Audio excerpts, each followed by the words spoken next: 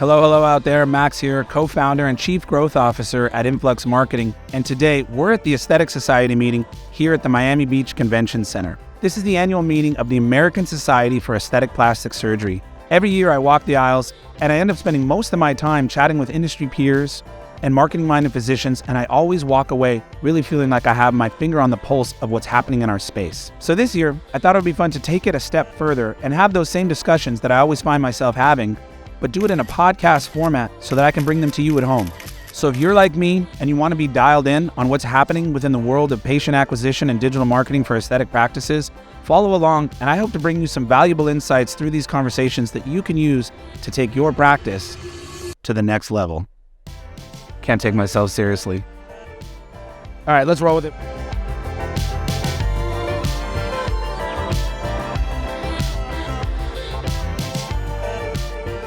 All right, we're back, and I'm now joined by Dr. Ron Stark from Philadelphia, who also happens to be a lovely client of ours. Dr. Stark, thank you so much for joining us. Thanks for having me so much.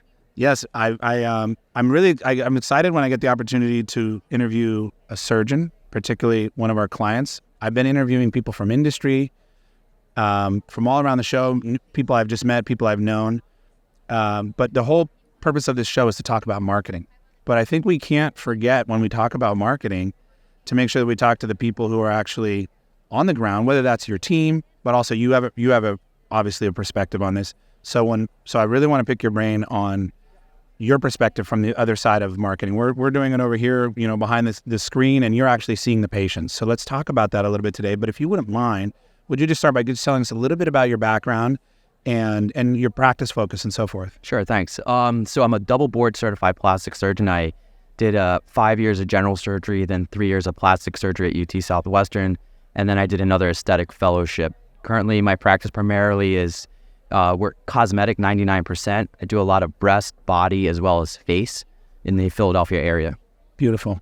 So now let's talk about your kind of career arc. Yep. You went first began by joining a practice, is that right, in the area? Yes. So, I did a natural course that a lot of other young plastic surgeons do. I did a fellowship with somebody. It kind of matured into being an associate in the practice. And then we decided to part ways. Okay. And so that's when you went into solo practice? So at that point, I had to establish my own practice, and I built my own practice. Started about 3 years ago. Okay. Now, so you're 3 years into solo practice. So this is very interesting for us to talk about. And I know some of the story arc, and right. I want to others to hear it too. But when you say it kind of followed a pretty typical path, joining another practice is pretty typical, but kind of parting ways and going to solo practice a few years into that is maybe not so typical, right?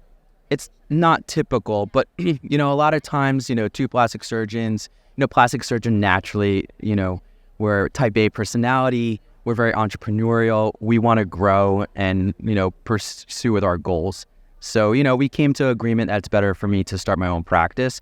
But, when you hit the road and you're by yourself, you have to think of what do you have to do next, and it's a very big accomplishment to open up a practice. It's not a small thing. So some people just like joining other practices and already having that infrastructure around you, Of course, it makes sense, but there's trade-offs both ways. So it must have been a daunting transition. It was built with a lot of experiences, but, I reached out to specific people that helped me, along the path. It's how I found Influx as well. Yeah. And I think it's okay to reach out to consultants, and not just one, maybe multiple consultants, and get different perspectives, and listen to what each one has to say. Yeah.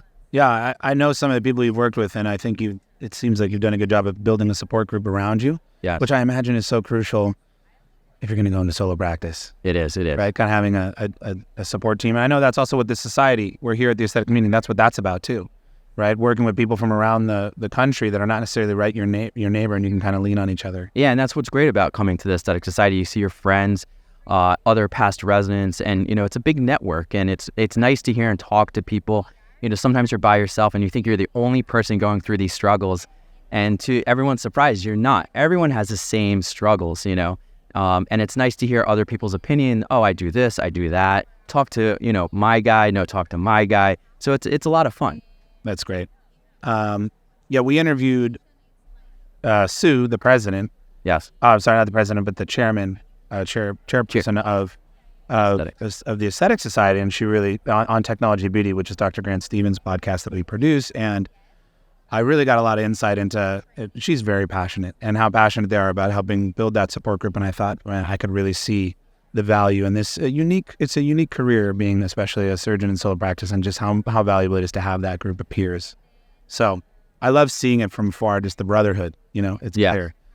So now you have the solo practice. Looking back, do you regret it? How do you feel about it? Are you happy you made that transition? I think I know the answer, but I wanted you to tell us. I'm very happy I made the transition. When it happens, you're a little worried how you're going to make it, but looking back at it now, it was the best decision I ever made. It's amazing to see growing my practice and how we've developed and evolved, and how everything just kind of falls into place, especially when you have a good marketing team behind you. Thank you, Influx.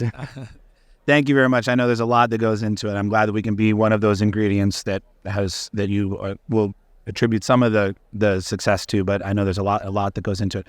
How is it going now that 3 years into it? How are things in the practice? So the practice is very strong. We're busy. It took time to grow, but our staff is, we have a good amount of staff, about 10, 12 employees.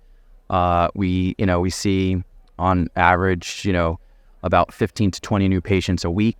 We have a great, conversion rate, and like I said, you have to have the support network, right? So yes, we use Influx as our marketing team.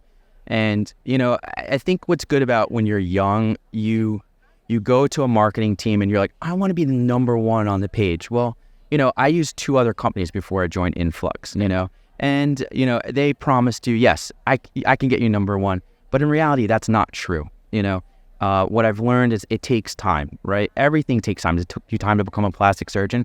Well, your marketing is going to take time. Just, trust the process. Be a good surgeon, be a good person, love your patients, care for your patients, and your practice will evolve, and we can see, the amount of patients that come in now, whether it's from, Google, search engine optimization, word of mouth. When we look at our numbers, I think we're around 50-50 now, word of mouth and, SEO and other Google things that, and advertising techniques that help. Mm-hmm. But that's important, and it's keeping your eyes over the horizon, because it will get better. It's just, persistence. Yeah. Well, that's the goal, right? Is to shift over time to that word of mouth, to that reputation, right, and retention, right, loyalty, while still having those other sources, but maybe less dependent on those things. Exactly. But that's all sage advice. Be a good person, be a great surgeon, put in the work, realize it's going to take some time. If I go back to how you were acquiring patients, so when you were joined another practice, what was the system there? Was it sort of just once the other schedules were full, you got this? I don't know. I don't know. So it was like, I think every person that joins a practice, they arrange a different system. In the old practice, it was, they were nice, they were good. They put me on their website. If I got a lead directed towards me, I got it. But, it was difficult to build a practice. And I understand there's, someone else that was there for 25 years. So a lot of the patients I got were through word of mouth, people directly asking for me. I wasn't really able to expand my practice more than that, because the search engine optimization and any kind of advertisement were really focused on the owner of the practice. I see.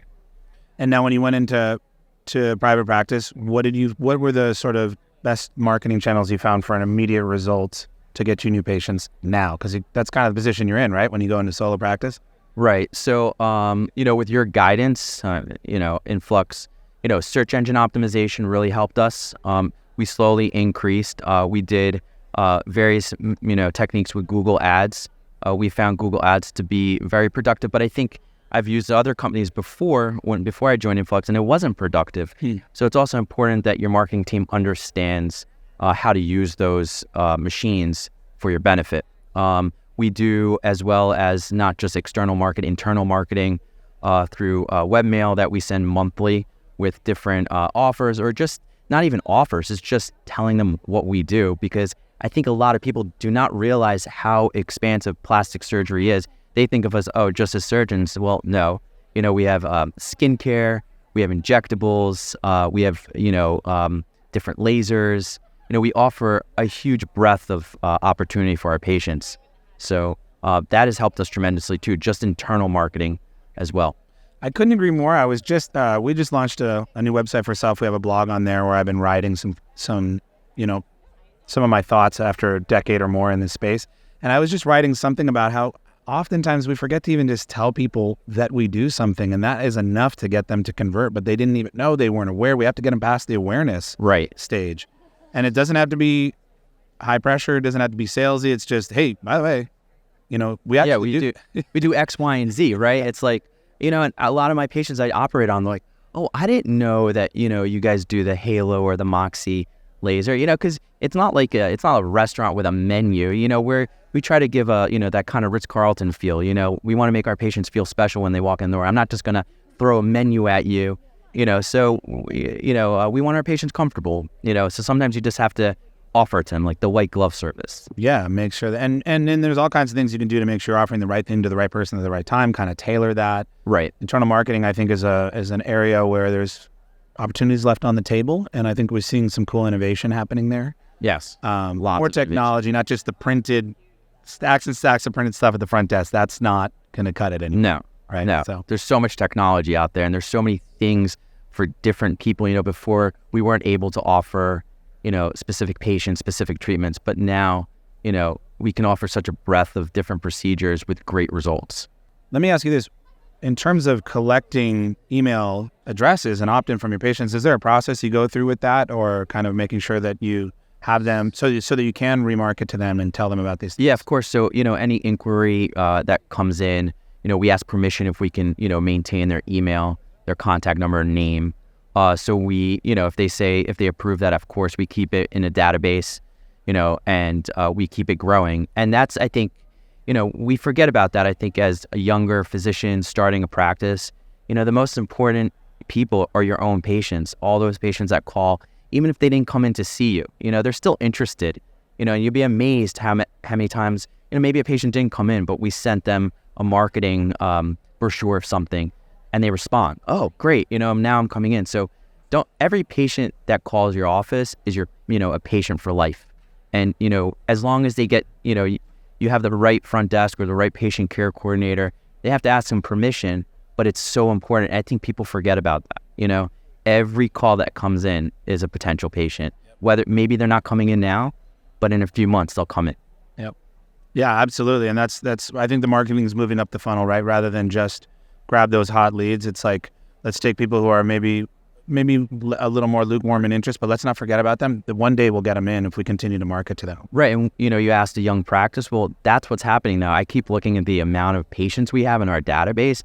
And in 3 years, I think I have close to 7,000 patients, That's awesome. And it's incredible, the amount of patients and the cycling. And, we have the numbers through Influx of like how many, searches come in, and those are all potential patients, whether, they're just reading your website, collecting information, you want to cater to all those. And that's a very strong way of growing your practice. Absolutely is. And I think I'm glad that more and more practices are embracing this instead of, like I said, just kind of dealing with the lead when it came in, call it once, forget about it. And that ties me to the last thing I want to ask you here is kind of, do you have any advice for other practices around lead management and follow-up, and kind of how quickly you try to respond to those leads? Right. So lead management is such an important system. And I think some younger physicians forget about that, right? It's not just the call them back, right? It's a process, right? If they don't answer, what are you going to do?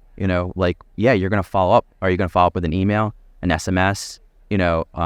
Whatever method you have to have a method in place, and, you have to reach out to them. I always tell my patient care coordinators 5 to 7 times, and stage it over 2-3 weeks, because maybe they're busy, maybe they just can't answer. Maybe they're working, maybe they're with their friends and they don't want to know that they called a plastic surgeon, Good point. So there's multiple times and change times in the day that you're calling, or send them an email.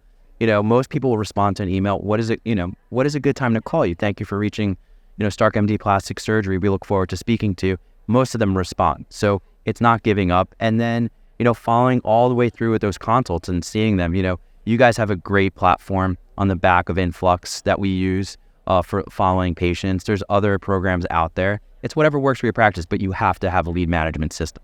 Couldn't agree more. We still see, unfortunately, the email inbox or the Excel spreadsheet, and it's just the lowest hanging fruit to getting more revenue in the door. Yeah, but exactly. But some practices, it takes time for them. It's technology, right? And sometimes you have maybe a patient care coordinator that came from a different office. They didn't do it that way, or they're not familiar with it, and they're familiar with one way. So you have to be persistent and show them, or have your people come in and show us how to use it. And that happened in our practice, And now that we use your management system, I mean 70 to 80% turnover. People are signing up for surgery, so it's great. Well, I'm glad we can be a part of that. Before we wrap it up here, and I really appreciate you spending some time with me. You're 3 years into solo practice. You said best decision of your life. For any young surgeons out there considering solo practice or kind of considering their career arc, you have any key takeaways or advice doesn't have to be marketing related, although that's kind of our topic here, but that you would want to leave them with? Yeah, it's so funny. Right before I sat down, I was talking to another plastic surgeon who was thinking of leaving a practice, and she asked me, how do you decide? And I said, I think the most important thing you need to do is decide, where do you want to live? Where do you want to set your roots, and where are you comfortable setting up a practice? Because it's not just, let's go to Miami because it's a hot town, It doesn't matter where you set up a practice. If that's where you want to live and you feel comfortable with that area, and you love what you do and you're persistent at what you do, you'll be successful. I think there's a lot of power in that simplicity. Yeah. Of making the decision first around what's gonna be right for you, instead of trying to find maybe an untapped town, or exactly, like a hot town. Either one. Look, you got to do your research. You don't want to open up right next door to a thriving practice, of course, who already is well established in town. You have to make those decisions for yourself, like what is the best area. And of course, even though I grew up in the Philadelphia area, my family's in the Philadelphia area. My wife was a physician at CHOP. We knew that we wanted to be in that area. So I'll know I'll make it work, but I had to find the right place to make it within work. Within that area. Yeah. Well, I think again, powerful advice to sort of put your long-term happiness first and build around that, right? Yeah, because that'll make you survive. Yeah, it's really strong. Really, really good advice. Thank you so much, Dr. Stark, for spending time with us. I could talk to you forever, but I know you're... We should do this more. We will. Right. I promise you we'll do it again. Thank you so much, and enjoy the rest of the meeting. Great. Thanks for having me. Of course. It's awesome. My pleasure.